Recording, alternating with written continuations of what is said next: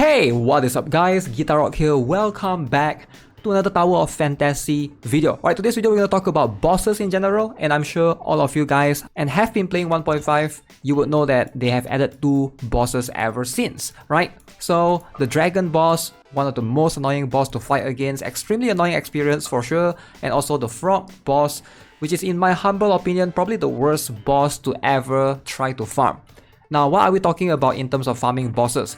Now, I'm sure you guys are aware that all of these world bosses that you fight, whether you're doing it alone, with your crew members, etc, they have a chance to drop an SSR weapon and also an SSR matrix. Now, ideally, these 2 is going to be your main objective in trying to aim for them, but all of them drop the same in terms of the SSR weapon is random. Alright, so but in terms of the matrix, this is where the differences lie. You notice that this Apple Fist boss actually drops the Tsubasa matrix. Alright, depending on how much you want her. Robak boss drops the King matrix, etc, right? And the Sobex drop the Crow matrix. So that's something that you ideally want to aim for end game. Now, if you're free to play, by the way, probably you have noticed by now that SSR matrices is one of the hardest thing to obtain, right? So if you don't spend money, you could, as a pay-to-win player, someone that pays for the game, you can basically just, buy a bunch of packages and come here and boom, boom, boom, just pull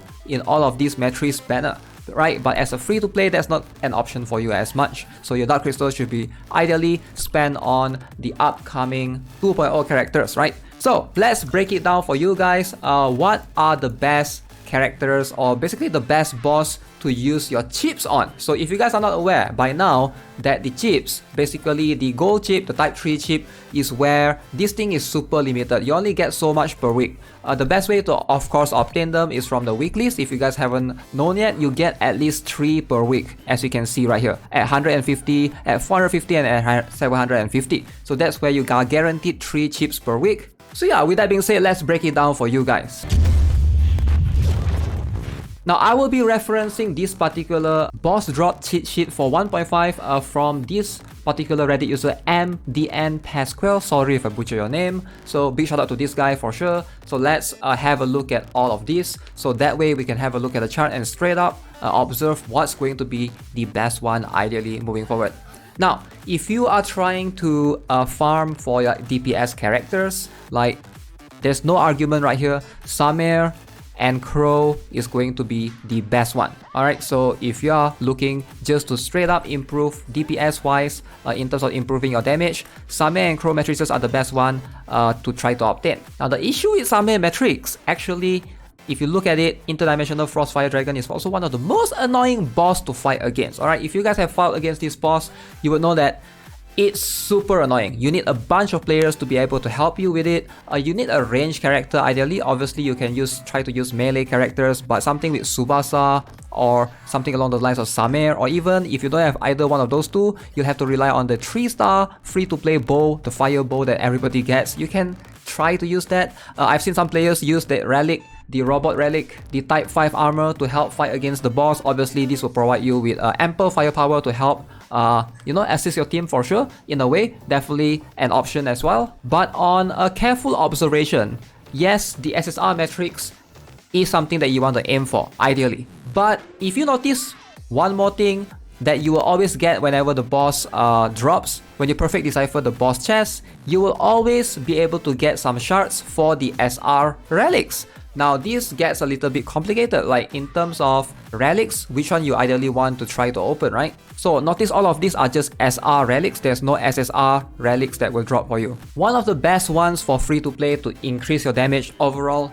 is the Quant. Now Quant, ideally the most efficient star or the most efficient advancements that you want to get is actually to get up to 2-star. Alright, that way you can get this one. After the shield breaks, increase your final damage by 20% for 10 seconds. Now this is a huge damage, of course, huge damage boost for overall in terms of how you can progress in your single player mode or help out other players in your multiplayer mode.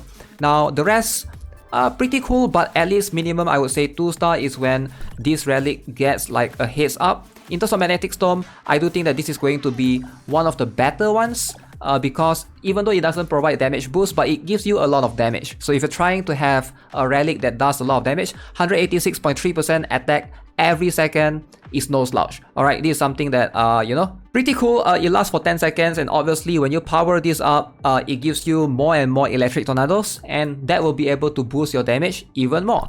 Now, again, this relic is locked behind the interdimensional Frostfire Dragon. Now, you get where I'm going with this? Now, let's talk about the SR matrix, which is also, even though we always want to look at the SSR matrix, by far, the SR matrix is going to be something that you will be getting more than the SSR matrix because they have a higher chance to drop.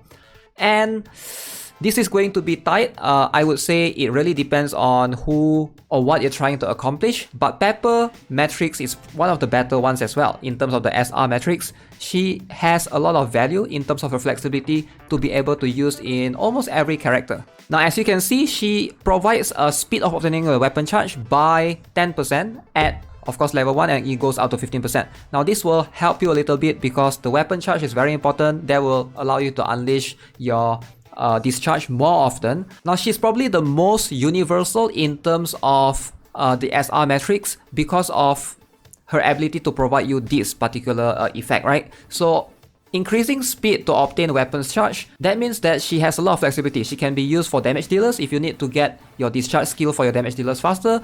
She can also be used on your shield breakers if you need to break shield faster. She allows you to get that discharge for Meryl, for example, faster.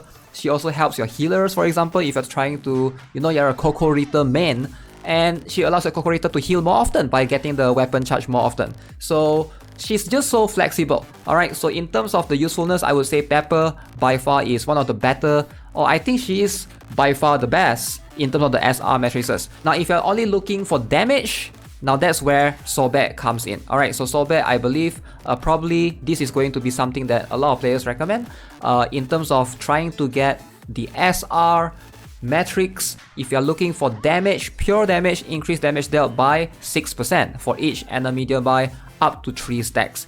Now, Sorbet is going to be the best one for that purpose. So, again, I feel like Interdimensional Frostfire Dragon, best SSR matrix for damage dealer, which is Same right there.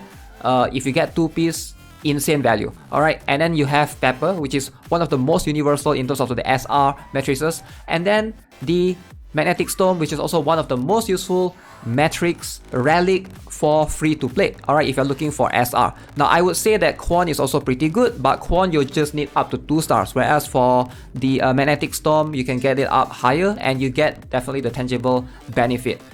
So, in terms of the priority, alright, here is my answer to you. Right now, I definitely think that the Frostfire Dragon is the most useful boss. Like in terms of if you're completely new to the game, you have no idea what you're doing, you have no idea where to spend your gold chips on, probably just keep on opening the Interdimensional Frostfire Dragon. You won't regret it because all the items here definitely very useful. Now, second, in my humble opinion, is going to be perhaps Sorbet. Now, Sorbet has the Crow, and then he has also this Sorbet Matrix, which is also pretty good.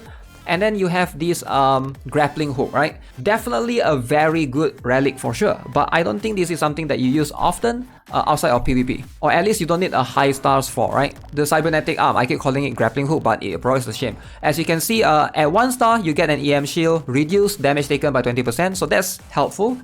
2 stars, you get more charge. 3 stars, you get up to 3 charges. And at 5 stars, reduce final damage of targets hit by 30% for 7 seconds. Now, this is definitely not bad of a value, but I feel like it's much more of a very PvP focused relic. So it depends on whether or not you like PvP. If you like PvP a lot, for sure, this relic can help you climb in Apex Arena. I would say the worst one is actually the Devourer, which is the Frog. Alright, so the Frog is like a 0 SSR matrix is one of the worst one in the game right now. Like, I really hope they buff this matrix a little bit.